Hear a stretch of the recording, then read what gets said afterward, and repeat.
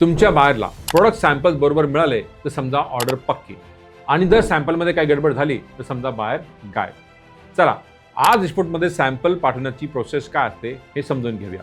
सर्वात आधी बायरकडून product specifications collect करतात, त्यानंतर प्रोडक्ट स्पेसिफिकेशन चेक करून सप्लायर सोबत ते शेअर केले जाते आणि त्यांच्याकडून सॅम्पल कलेक्ट करा किंवा तुमच्या ऑफिसमध्ये मागून घ्या।